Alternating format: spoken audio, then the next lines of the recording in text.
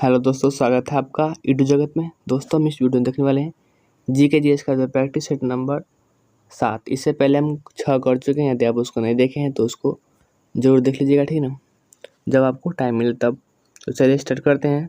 पहला क्वेश्चन कहता है कि एक वाहन द्वारा तय की गई दूरी को मापने के लिए प्रयुक्त उपकरण का नाम बताए। तो जो भी कोई गाड़ी चलता है तो उसके द्वारा कोई दूरी तय किया जाता है, तो उस दूरी को मापने के लिए कौन सा उपकरण का जो है यूज किया जाता है। तो ऑप्शन एक कहता है ओडोमीटर, ऑप्शन 2 कहता है स्पीडोमीटर, ऑप्शन 3 कहता है एक्सेलेरोमीटर और ऑप्शन 4 कहता है कैलोरीमीटर। तो दूरी मापने वाला यंत्र का नाम क्या है? तो ऑप्शन नंबर 1 जो है इसका राइट आंसर रहेगा ओडोमीटर, ठीक ना। ओडोमीटर से गाड़ी द्वारा तय किया गया दूरी को मापा जाता है। और स्पीडोमीटर क्या नापता है? तो गाड़ी की चाल नापता है, यानी स्पीड नापता है, ठीक ना। अगला क्वेश्चन देखते हैं। 2 नंबर क्वेश्चन कहता है कि दो न्यूरॉन्स के बीच के अंतराल को कहते हैं। तो जब दो न्यूरॉन्स आपस में जुड़ते हैं तो उसके जो है बीच में एक अंतराल बनता है, उसको क्या कहते हैं? ऑप्शन 1 कहता है सिनैप्स, ऑप्शन 2 कहता है डेंड्रॉन, ऑप्शन 3 कहता है सिंथेसाइज, ऑप्शन 4 कहता है अक्षतंतु। तो यहाँ पर जो है दो न्यूरॉन आपस में जुट रहा है तो इसको क्या कहेंगे? तो इसको सिनैप्स कहेंगे। ऑप्शन नंबर जो है 1 जो है इसका राइट आंसर रहेगा सिनैप्स। किसको क्या कहेंगे? तो सिनैप्स कहेंगे। और डेंड्रॉन किसको कहते हैं? तो ये जो है यहाँ पे शाखा युक्त जो है उसको क्या कहेंगे? डेंड्रॉन कहेंगे। यह जो है मैसेज को रिसीव करता है, ठीक ना। अगला क्वेश्चन है 3 नंबर क्वेश्चन कहता है कि अरब सागर और फारस की खाड़ी किसके द्वारा जुड़े हैं। तो अरब सागर जो है और फारस की खाड़ी किस जो है संधि द्वारा जुड़ा है। तो ऑप्शन 1 कहता है पाक जल डमरू मध्य, ऑप्शन 2 कहता है बाब उल मंदेब जलमड्रू मध्य और ऑप्शन 3 कहता है हारमुज जल डमरू मध्य और ऑप्शन 4 कहता है मेसिना जल डमरू मध्य। तो अरब सागर और फारस की खाड़ी जो है किसके द्वारा जुड़ा हुआ है? तो ऑप्शन नंबर 3 जो इसका राइट आंसर रहेगा हरमुज जो है जल डमरू मध्य द्वारा यह जो है जुटा हुआ है आपस में, ठीक है। इसको ध्यान में रखिएगा। अगला क्वेश्चन 4 नंबर क्वेश्चन कहता है कि हाइड्रा जंतु जगत के निम्नलिखित में से किस संघ का उदाहरण है। तो हाइड्रा जो है किस जो है संघ का उदाहरण है? ऑप्शन 1 कहता है प्लेटी हेलमेंथीज, ऑप्शन 2 कहता है नीमेटोडा और ऑप्शन 3 कहता है सिलेंट्रेटा और ऑप्शन 4 कहता है पोरीफेरा। तो हाइड्रा किस संघ का जो है जंतु है? तो यह जो है ऑप्शन नंबर 3 जो है इसका राइट आंसर होगा सिलेंट्रेटा से, ठीक ना। किससे संबंधित है? तो सिलेंट्रेटा से संबंधित है। अगला क्वेश्चन 5 नंबर क्वेश्चन कहता है कि निम्नलिखित में से कौन सा भारत के मेघालय का प्रसिद्ध फसल उत्सव है। तो मेघालय का जो है प्रसिद्ध फसल उत्सव का नाम कौन सा है? ऑप्शन 1 कहता है चपचारकुट, ऑप्शन 2 कहता है सनबर्न, ऑप्शन 3 कहता है हॉर्नबिल और ऑप्शन 4 कहता है नोंगक्रेम। तो इसमें से जो है मेघालय का प्रसिद्ध उत्सव कौन सा है? तो ऑप्शन नंबर 4 जो है नोंगक्रेम जो है ये कहाँ का है? तो मेघालय का, ठीक ना। चपचारकुट कहाँ का है? तो मिजोरम का है। सनबर्न उत्सव कहाँ का है? तो यह जो है गोवा का है। और हॉर्नबिल कहाँ का है? तो यह जो है नागालैंड का है और 1 दिसंबर से स्टार्ट होता है, ठीक ना। और 10 दिन तक चलता है हॉर्नबिल उत्सव, इसको ध्यान में रखिएगा। अगला क्वेश्चन है 6 नंबर क्वेश्चन कहता है कि उस्ताद अलाउद्दीन खान एक प्रसिद्ध भारतीय संगीतकार जो है संगीत वाद्य यंत्र से संबंधित है, यानी डैश से है, यानी किस संगीत वाद्य यंत्र से संबंधित है। तो ऑप्शन ए है सूरबहार, ऑप्शन 1 कहता है सुरबार, ऑप्शन 2 कहता है सरोद, ऑप्शन 3 कहता है संतूर और ऑप्शन 4 कहता है सितार। तो उस्ताद जो है अलाउद्दीन खान का संबंध किस वाद्य यंत्र से है? तो ऑप्शन नंबर 2 जो इसका राइट आंसर हो जाएगा सरोद से। किससे है? तो सरोद से, इसको ध्यान में रखिएगा। अगला क्वेश्चन है 7 नंबर क्वेश्चन कहता है कि हाइडेस्पीज किसको कहा जाता है? तो झेलम नदी को कहा जाता है, ठीक ना। तो के युद्ध में किन दो राजाओं ने लड़ाई लड़ी? तो हाइडेस्पीज का जो है युद्ध जो है कहाँ पर हुआ था? झेलम नदी के तट पे हुआ था। तो इसको जो है किसके किसके बीच जो है लड़ा गया था? तो ऑप्शन ए कहता है चंद्रगुप्त और घनानंद। ऑप्शन 2 कहता है अशोक और महापद्मनाभ। और ऑप्शन 3 कहता है मिहिरकुल और यशोधर्मन। और ऑप्शन 4 कहता है सिकंदर और पोरस। तो हाइडेस्पीज का युद्ध जो है झेलम नदी के तट पर जो लड़ा गया था वह किन दो राजा के बीच लड़ाई जो है लड़ा गया था? तो ऑप्शन नंबर 4 जो इसका राइट आंसर हो जाएगा सिकंदर और पोरस के बीच जो है यह लड़ा गया था। ठीक ना, किसके बीच लड़ा गया था? तो सिकंदर और पोरस के बीच लड़ा गया था। अगला क्वेश्चन है 8 नंबर क्वेश्चन कहता है कि निम्नलिखित में से किसने 1266 और 1287 के बीच जो है भारत पर जो है शासन किया? तो 1266 से 1287 के बीच जो है किसका कार्यकाल रहा है? तो ऑप्शन 1 कहता है कुतुबुद्दीन ऐबक। ऑप्शन 2 कहता है आराम शाह। ऑप्शन 3 कहता है इल्तुतमिश। और ऑप्शन 4 कहता है गयासुद्दीन बलबन।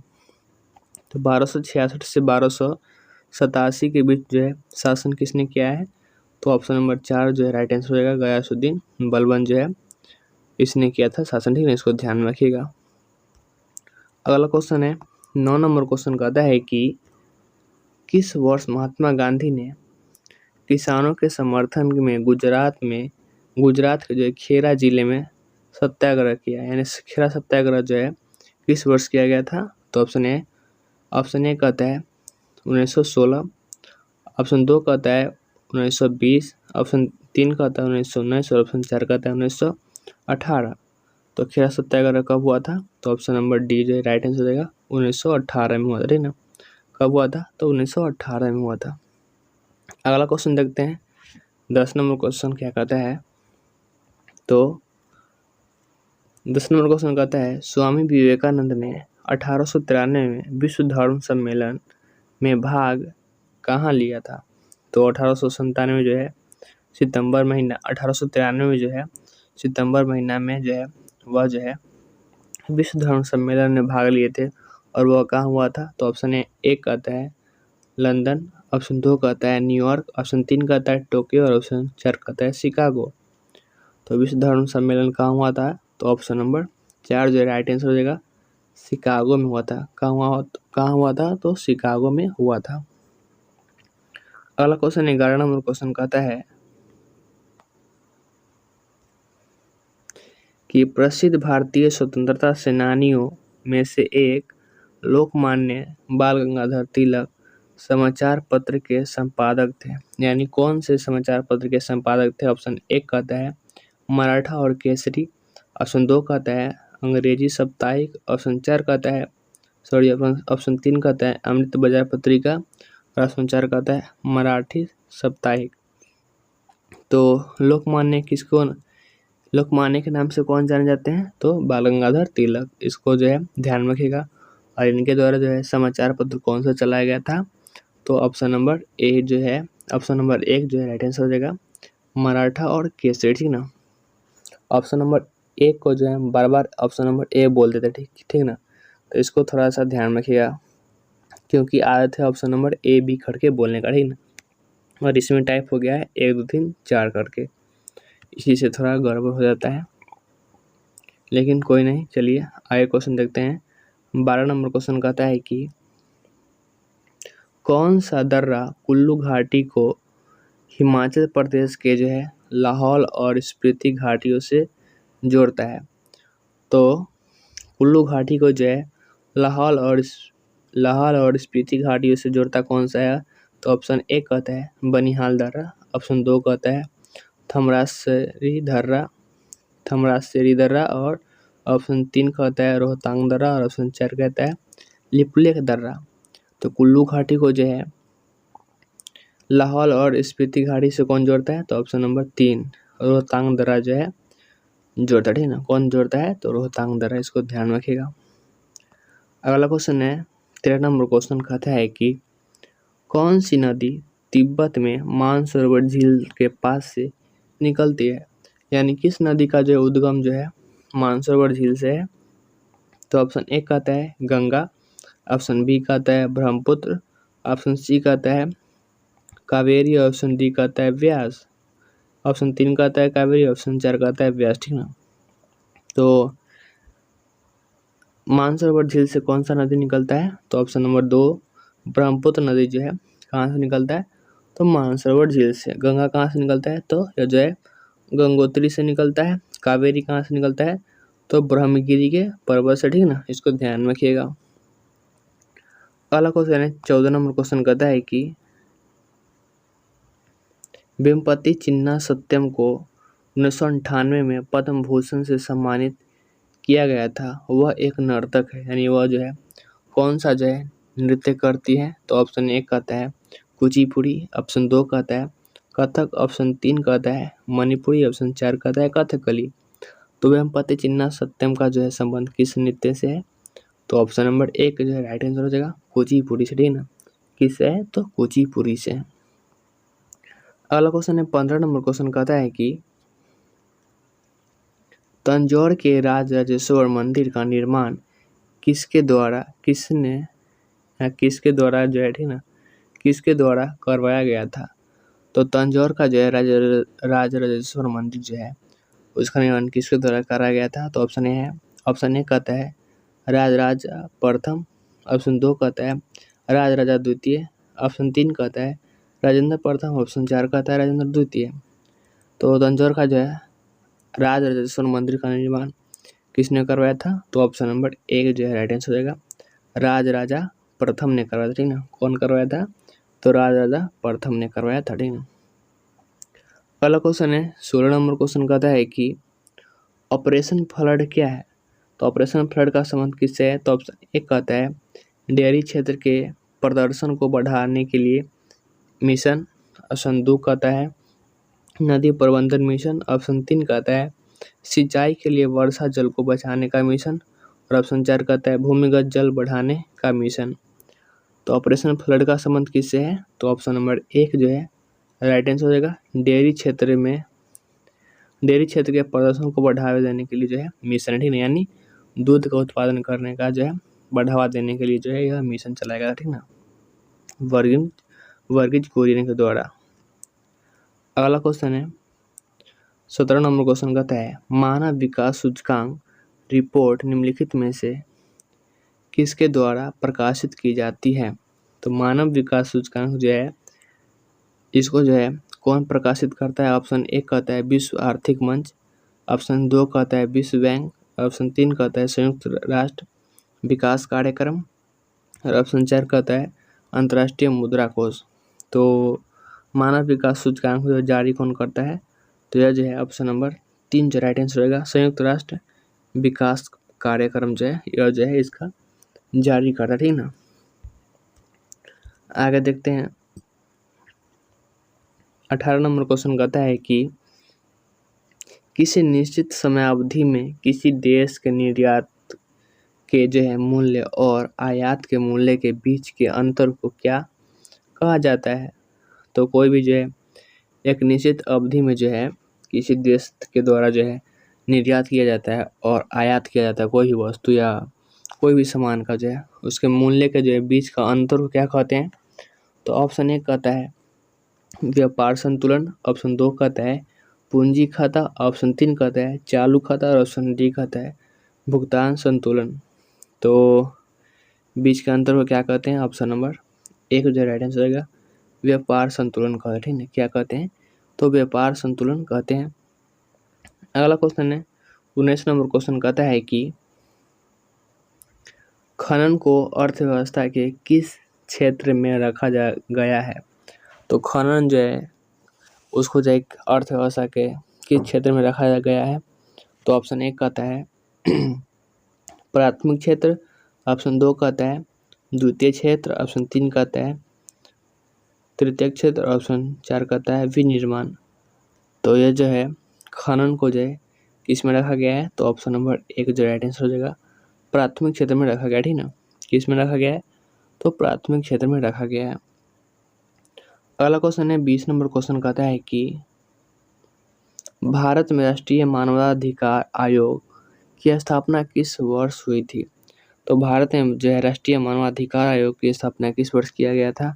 तो ऑप्शन 1 है 1993 में, ऑप्शन 2 कहता है 1994 में, ऑप्शन 3 कहता है 2000 में और ऑप्शन 4 कहता है 2002 में। तो भारत में राष्ट्रीय मानवाधिकार आयोग की स्थापना कब किया गया था?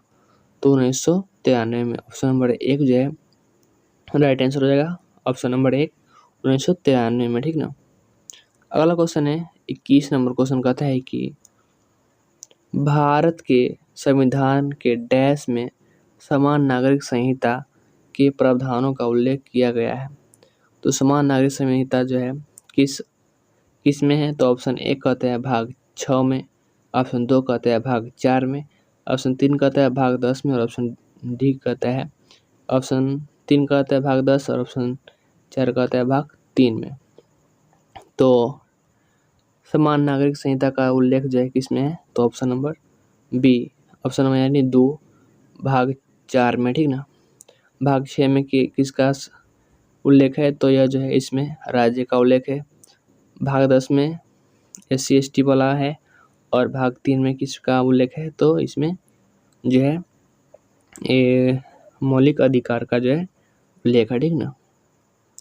अगला क्वेश्चन है 22 नंबर क्वेश्चन कहता है कि भारत के संविधान की प्रस्तावना में समानता, स्वतंत्रता और बंधुत्व शब्द जो है किसके संविधान से लिया गया, ठीक ना। यहाँ डैश होगा। तो यह जो 3 शब्द जो है समानता, स्वतंत्रता और बंधुत्व, यह जो है किसके संविधान से लिया गया है? ऑप्शन है कनाडा, ऑप्शन 1 कहता है कनाडा, ऑप्शन 2 कहता है फ्रांस, ऑप्शन 3 कहता है स्पेन और ऑप्शन 4 कहता है ऑस्ट्रेलिया। तो यह जो शब्द कहाँ से लिया गया है? तो फ्रांस के, ऑप्शन नंबर बी जो है राइट आंसर हो जाएगा, फ्रांस के संविधान से लिया गया, ठीक ना। अगला क्वेश्चन है 23 नंबर क्वेश्चन कहता है कि कौन से महासागर में सुंडागर्त स्थित है? तो सुंडागर्त जो है वो कहाँ पर स्थित है? ऑप्शन 1 कहता है हिंद महासागर में, ऑप्शन 2 कहता है अटलांटिक महासागर में, ऑप्शन 4 कहता है प्रशांत महासागर में और ऑप्शन 3 कहता है प्रशांत महासागर और ऑप्शन 4 कहता है आर्कटिक महासागर में। तो सुंडागर्त का संबंध किससे है? तो ऑप्शन नंबर 1 हिंद महासागर से, ठीक ना। हिंद महासागर में जो कौन सा गर्त है? सुंडागर्त है, इसको ध्यान रखिएगा। अगला क्वेश्चन है 24 नंबर क्वेश्चन कहता है कि दूध का दही में खट्टा होना डैश का जो है एक उदाहरण है। तो दूध का जो दही में बदलना जो है किसका उदाहरण है? ऑप्शन 1 कहता है साबुनीकरण, ऑप्शन 2 कहता है सड़न, ऑप्शन 3 कहता है किण्वन और ऑप्शन 4 कहता है स्टेरीकरण। तो दूध का दही में बदलना किसका उदाहरण है? तो ऑप्शन नंबर 3 जो राइट आंसर होगा किण्वन का उदाहरण, ठीक ना। और दही में जो है कौन सा अम्ल पाया जाता है? तो लैक्टिक अम्ल पाया जाता है, ठीक है, इसको ध्यान में रखिएगा, लैक्टिक अम्ल। अगला क्वेश्चन है 5 नंबर क्वेश्चन कहता है कि अगस्त सितंबर के महीने में उड़ीसा के लोगों द्वारा मनाया जाने वाला नुआखाई, यहाँ नौखाई या नुआखाई भी बोला जाता है इसको, जो है किस प्रकार का त्यौहार है? तो नुआखाई जो है किस प्रकार का त्यौहार है? ऑप्शन है कृषि पर, ऑप्शन 2 कहता है मवेशी पूजा पर, ऑप्शन 3 कहता है एनिमल रेस फेस्टिवल और ऑप्शन 4 कहता है बोट रेस फेस्टिवल। तो नुआखाई जो है त्यौहार का संबंध किस राज्य से पहले है? तो यह जो है उड़ीसा से, इसको ध्यान रखिएगा पहले। और उसके बाद जो है यह किस प्रकार का त्यौहार है? तो कृषि पर्व, ठीक है, इसको ध्यान रखिएगा। यहाँ पर आप देख सकते हैं इसको फसल का जो है पिक्चर है, इसको ध्यान रखिएगा। तो नुआखाई का संबंध किससे है? उड़ीसा से। और कैसा पर्व है? तो यह जो है कृषि का पर्व है, ठीक है, इसको ध्यान रखिएगा।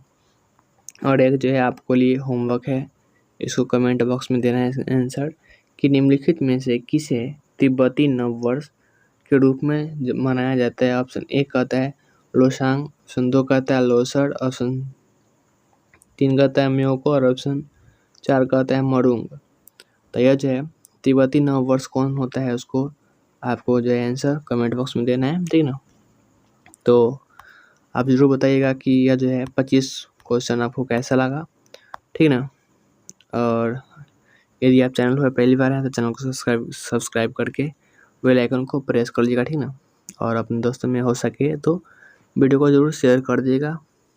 तो मिलते हैं अगले वीडियो में अगले प्रैक्टिस सेट के साथ। तब तक के लिए जय हिंद, जय भारत।